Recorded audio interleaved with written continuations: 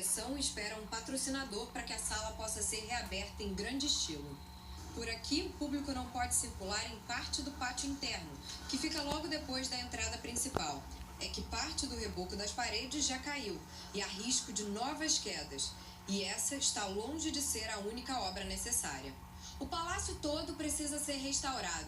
Afinal de contas, o prédio tem mais de 200 anos, foi a residência oficial da família real e da família imperial e hoje abriga a mais antiga instituição científica do país. Por isso, não é possível apenas reformá-lo. É necessário um trabalho meticuloso para que grande parte desse prédio volte a ser exatamente como era. Essa aqui, por exemplo, é a sala onde fica o gabinete oficial do diretor do Museu Nacional. Antigamente, foi o quarto dos imperadores. O objetivo, depois da restauração, é que ela passe a ser exibida ao público. Na realidade, o grande projeto do museu é retirar todo o acervo e o pessoal administrativo do palácio e fazendo com que ele seja uma ampla sala de exposição, como todos os museus de história natural na Europa, nos Estados Unidos. Mas para isso nós precisamos de um terreno e existe um que está muito próximo à Quinta da Boa Vista. Essa é a grande necessidade, de você ter um terreno próximo a nós aqui, para que a gente possa não perder essa identidade entre a questão curatorial e o próprio Palácio da Exposição. A concessão desse terreno seria o maior presente para o bicentenário do Museu Nacional.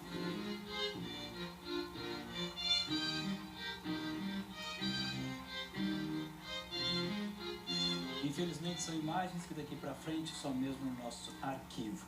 Vamos voltar a ver a imagem ao vivo do incêndio. Olha só, desde 7h30 da noite a quase 3 horas e meia, 4 horas, o incêndio atinge o museu. E pelo que a gente vê, esse fogo ainda vai longe. Eu continuo aqui no estúdio com o Paulo e com o Gustavo.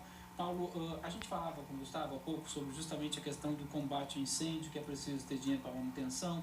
Aí você, como administra, né, diretor do Museu Histórico do Nacional, eu te pergunto o seguinte: quando você bate a porta para pedir tipo de recurso, o que se ouve? Quanto tempo se demora para conseguir? Olha, em geral, o pedido é sempre bem recebido, ninguém é contra. Mas existem sempre desafios que vêm das formalidades, da burocracia. Os museus nacionais hoje, de um modo geral, eles estão carentes de pessoal. Por exemplo, de engenharia, de arquitetura. Então, para você cumprir as exigências técnicas todas, termina que você precisa do apoio antes para você se preparar tecnicamente para poder atender a demanda para um financiamento específico. Significa que você passa a ter que demandar 2 apoios. Aquele que deveria ser o trabalho seu cotidiano, né? Aquilo que deveria ser o natural da vida da casa, do trabalho da casa, que é a sua engenharia de manutenção, a sua arquitetura de edificação usual, de manutenção predial, e além disso, nós tem que administrar todo o desafio de um financiamento, e cada financiamento desse tem uma exigência específica. Então precisa de pessoal administrativo que conhece os mecanismos de financiamento do BNDES, por exemplo, ou de uma outra instituição privada, ou de um outro tipo de patrono, ou eventualmente de uma emenda parlamentar que alguém citou aí. Então isso torna, na verdade, um desafio complexo de gestão e revela fundamentalmente o seguinte: você falou há pouco, a gente vai nos outros países e vê falta no Brasil. O que falta no Brasil não são museus, não são as coleções. O que falta, eu diria que é uma política pública organizada que defenda a cultura e que faça com que a cultura seja um compromisso da sociedade de um modo geral. Não é? A lógica do mercado e a individualização das ações não dá conta desse sistema de patrimônio cultural que é delicado e que não pode viver de investimentos grandes, de um fôlego só. Ele precisa de um investimento cotidiano.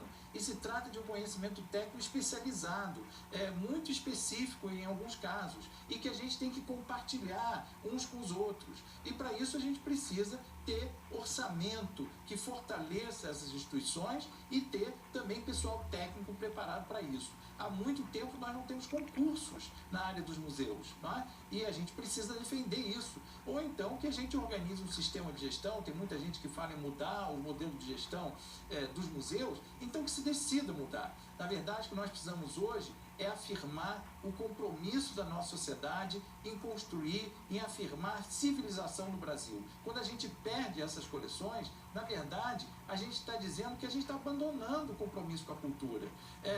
Isso eu acho que nós não podemos nos conformar. Eu queria lembrar também que o Rio de Janeiro e o Brasil, de modo geral, nos últimos anos, tem vivido também um ambiente de furtos de coleções, de peças, de diversos museus, arquivos e bibliotecas. Isso é uma outra face, não é, desse descaso, da falta de uma política pública comprometida com a defesa do patrimônio cultural. De um lado, a gente tem que fortalecer os sistemas de segurança. No Museu Histórico Nacional, eu tenho arco de controle de metal. Porque a gente já viu assalto em museu aqui no Rio de Janeiro com granada. Não é? Isso não existe no mundo, assim como a gente não existe incêndios dessa proporção. Pegando o seu gancho, o mundo afora já somos notícia. Preste atenção, olha só no que eu vou falar agora. O incêndio no Museu Nacional da Quinta da Boa Vista está repercutindo internacionalmente. A agência britânica Reuters cita o museu dizendo assim, abrigava muitas coleções referência, incluindo artefatos egípcios e o mais antigo fóssil humano encontrado no Brasil. A também britânica rede BBC lamentou que o museu abrigava milhares de itens relacionados à história do Brasil e outros países. E a rede chinesa CGTN menciona que o museu continha mais de 20 milhões de itens de preço inestimável, variando de achados arqueológicos até documentos históricos. Como você acabou de dizer, Paulo, a gente está parando nas manchetes internacionais, lamentavelmente, por uma falta de responsabilidade. Gustavo, quando a gente reapresentou a matéria da Bárbara, você fez uma observação que em um dos momentos aparecia ali essa falta de estrutura. A parede caindo e até fiação. A gente não é, eu, por exemplo, não sou um perito, mas isso tem que ser estudado, pode ser uma das hipóteses, né? A parte elétrica tem que estar toda isolada. Você tem que ter o quadro elétrico já no padrão da BNT, você com disjuntores cerrados, adequados. Você tem a parte elétrica, você tem dessa tubulação, dessa fiação, que ali na reportagem da Globo News já aparecia no corredor fiação aparente, o que é uma pena. Agora, é impossível avaliar o que pode ter causado o incêndio, mas desde um curto-circuito, um ar-condicionado, um equipamento elétrico que tenha sido esquecido, ligado, isso é comum em vários incêndios que eu já estudei, cafeteiras que foram deixadas ligadas, torradeiras, ferro elétrico em residência. No museu, algum equipamento elétrico que tenha resistência, que pode ter sido esquecido, ou ar-condicionado, um curto-circuito de uma forma geral. Como você via nas imagens, fiações aparentes, pode ser que isso pode indicar ser uma hipótese de uma estrutura da parte elétrica inadequada e mal conservada, e aí ter causado curto-circuito, que pode ter, uma hipótese de novo, iniciado esse incêndio. Ô Gustavo, a gente vai olhando as imagens e pensa assim, está cessando, o fogo está diminuindo, mas basta o Globocop fazer uma volta, a gente vê que nada. Olha lá a altura das chamas, né? E justamente nesses pontos centrais, pela sua experiência, os bombeiros falam que por volta das 7h30 começou esse incêndio, deve ainda ir muito adiante. Não tenho a menor dúvida que isso vai durar a madrugada toda. O meu medo é o colapso da edificação, ou pelo menos o desabamento dele, né? A ruptura das paredes, nesse caso para dentro da edificação, causando até a demolição de grande parte do prédio. Agora, o que é uma pena, porque a edificação, já perdemos as coleções, não há a menor dúvida que isso é uma perda total, mas, infelizmente. Mas o prédio também é patrimônio. O prédio onde foi residência da família real, onde a gente tem uma história nessa edificação, que pelo menos que ela minimamente seja mantida. Agora, é uma pena, porque eu acho que esse incêndio vai durar a madrugada toda, os bombeiros não têm equipamento suficiente de água, né, para combater essas chamas. Tem uma carga combustível inflamável dentro do edifício muito grande. Há perigo, o bombeiro não pode entrar aí. O bombeiro não é culpa tem que explicar que o bombeiro não pode invadir o prédio para tentar combater. Não, porque o prédio pode desabar sobre o bombeiro, arriscar a vida do próprio corpo de bombeiro, tem que combater de fora para dentro. Essas chamas, eu acho que pela carga combustível dentro do prédio, vai queimar a madrugada toda até acabar o combustível lá dentro. E aí depois tem a operação de rescaldo. Quando você joga água para combater essas chamas no incêndio, você aumenta o peso da estrutura. Você está jogando, quer dizer, você já tem o colapso do telhado sobre o andar, você já tem todo aquele material queimando, já tem uma estrutura fragilizada. Você joga mais água, ela pesa também e aumenta o peso, que ajuda também ao risco de colapso. Paulo, eu queria que você observasse, a gente daqui a pouco até vai mostrar, né, o que havia de mais importante, a gente pode destacar, mas para você, assim, se você pudesse destacar, né, já que você é tão ligado à área, é difícil desapegar, mas o que para você é a perda maior? O que a gente está perdendo mais nesse museu? Olha, eu sinceramente acho que o que nós estamos perdendo são 200 anos de trabalho. Nenhuma coleção ela expressa apenas o valor de cada peça. Ela expressa a dedicação de uma sociedade, de um grupo de profissionais, de uma construção de conhecimento, não é? Que permita que a gente apresente aquilo numa exposição. Então, o que me dói muito porque um vaso etrusco eu posso não ver aqui, mas eu posso ter oportunidade de ver em outro lugar, não é?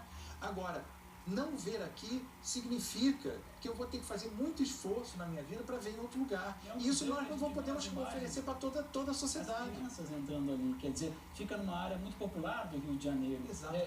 Então, a democracia, a cultura como valor democrático, não é? Eu diria que são essas dimensões, não é? Da construção do espírito de civilização que a gente vê ameaçado. Porque eu sei que esse prédio é lindo, eu sei que esse prédio representa muito da nossa história, não é? Mas mais do que o prédio, é todo o esforço que a sociedade dedicou para existir esse prédio. Não é? Todos aqueles que construíram esse prédio, que foi feito no tempo da escravidão, no tempo de que a sociedade tinha uma outra lógica, não é? Ele encarna tudo isso. Então, na verdade, nós não estamos desprezando um prédio, nós estamos desprezando o esforço de construção da civilização no Brasil.